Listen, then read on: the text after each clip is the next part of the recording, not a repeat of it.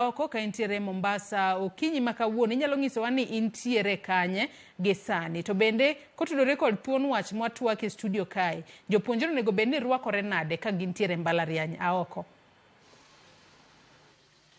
Erokamano ahinya, awinji maber kowuok e kaunti ma Mombasa kae, kuma gie sani antiere e dho mbalariany mano mar Technical University of Mombasa, ma bende adwa ni awuoye gi moko kuom jopuonjre ginyisa ni to gin to wach rwakruok e mbalariany ni gin ang'o ma digiher wache. Giparo ni onego bed ni ketnegi chik manyiso ni nitiere kaka onego bed ni girwakore koso onego wegi aweya ng'ato ka ng'ato orwakre kaka odwaro. Awuoye gi moko kuom gi kae, suda machiegni kae.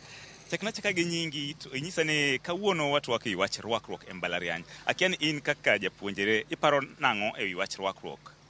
Gi nyinga tiluonga ni Derek Odhiambo Magak. E wach mar rwakruok mar mbalariany ni an aneno ni onego nyathi ka nyathi rwako law modwaro. Kaluwore gi example kaka lewni mwanyalo rwako, kaka wanyalo nyiewo, yuto wa opogore. Ng'ato nyalo yudo law mar official ma lecturer nyalo bedo go mamor norwako dhi e skul, to ng'at machielo en onyalo yudo ni oonge gi pesa monyalo nyiewo go lawno. Koro e rwakruok kae en gima yuto marwa ema nyalo miyo wayudo kaka wanyalo rwakore. Koro sama adhi skul an ema neno ni onego arwak law mane ma an godo. Nikech lecturer nyalo nyisa ni arwak law machal kama, to lawno kara aonge go adieri. Nikech e mbalariany ka wan nyithindo mopogore opogore.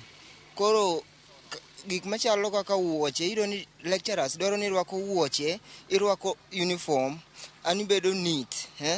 Iyudo ni ng'ato kata wuoche mar official ne moonge go. Kaka nobiro e skul, en korko somo mondo mi chieng' moro mondo embo obed gi lewni machal kamano. Tiparo ni rwakruok nyalo ng'uko chenro mag somo kata nyalo interfere gi somo mar ng'ato mana kip kapachi. Nitie kaka ka ng'ato orwakore iparo ni nyalo rocho chenro mag somo koso rwakruok ok nyal interfere gi weche mag somo. Kipacha, rwakruok ok nyal interfere gi somo. Sama wuok dalawa kabiro somo ang'e gima okela skul. Kabiro skul aneno kaka ng'ato rwakore, ok onego mana mi pek. Gima onego mi pek en mana rwakruok somo mokela cha. Mano is the key thing monego bed natimo mokwongo. Ok onego bed ni rwakruok ng'ato interfere gi academic na. Academic, I should give you the first priority. Kata ka rwakruok bedo, to rwakruok bire bang'e. Koro kiana neno ni rwakruok ok nyal interfere gi somba. Erokamano ahinya. Wayude japuonjre machielo, erokamano ahinya. Chakna chaka gi nyingi, ng'ina kamera kata cha, to nyisa ni to mbaka kata twak mar wach rwakruok ni in ang'o ma diher wach? An gi nyinga iluonga ni Moses Otieno Chacha. Asomo e Technical University of Mombasa kae. To kodok korka rwakruok to an aneno ni onego giket chik. Nikech iyudo ka ji rwakore ma ok owinjore. Samoro kwanza joma nyiri ng'ato rwakore ma kobiro e klas to nyalo kawo kata pach lecturer kata pach jasomo. Koro miyo pachi wuok e gima nokeli e skul cha. Koro ka ber to onego giket chik mar rwakruok. Nikech kata lecturers moko bende mapuonjowa gi, iyudo ka samoro lecturer obiro to orwakore ma ka kuom adier to kawo pachi, nikech ing'eni duto wan dhano, wantiere gi weakness. Koro ka ber to onego giket chik mar rwakruok.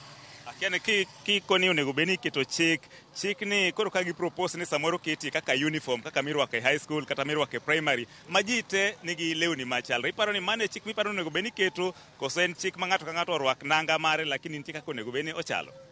Okay, onego giket chik mar rwakruok to ok ni obed uniform, lakini giket kaka official. Ng'ato obed ni onyalo orwako law official mowinjore gi dhi e klas.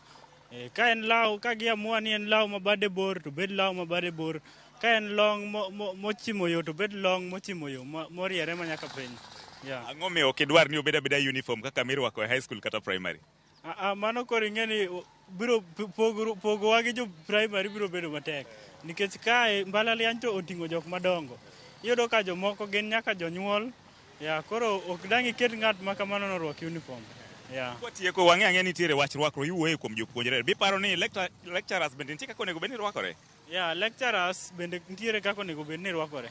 Kwanza gin ema onego ketnegi chik maduong' nikech gin ema gipuonjowa. Koro en ema onego bed ni obedonwa kaka example, ranyisi. Koro en ema waluwo kaka otimo. To koro ka lecturer osewe rwakore arwaka kaka en modwaro, koro ing'e ni jopuonjre be biro luwe. Koro ka ber to onego giket chik nyaka ne lecturers, kochakore kuom lecturers, jotije to kod jopuonjre. Erokamano. Mana kaka iwinjo janeno mar Ramogi, mago mana pach moko kuom jopuonjre masomo e mbalariany ni mar Technical University of Mombasa, ka gin bende giolo pachgi e rwakruok monego bed ni bedo. Iyudo ka moro koni onego bed ni keto chik, ka machielo koni magi gin joma dongo monego bed ni iweyo rwakre kaka odwaro, ka gima duong' mokelogi kae en wach mar somo. George Aoko, Ramogi TV, Mombasa. Erokamano ahinya George Aoko kowuok e kaunti ma Mombasa. Owinjo kanyo paro mopogore opogore, ka bende japuonjre no wacho ni lecturers bende onego bed ni nono kaka girwakore, kaluwore ni lecturer nyalo rwakore e yo ma ok ni kare manyalo miyo kata nyathi skul wiye wil kod gino mipuonje. Erokamano ahinya, nyalo mana medo luonwa weche mamoko matimore e kaunti ma Mombasa odiochieng' ma kawuono. Nyakoro Mugi Jwang' adwani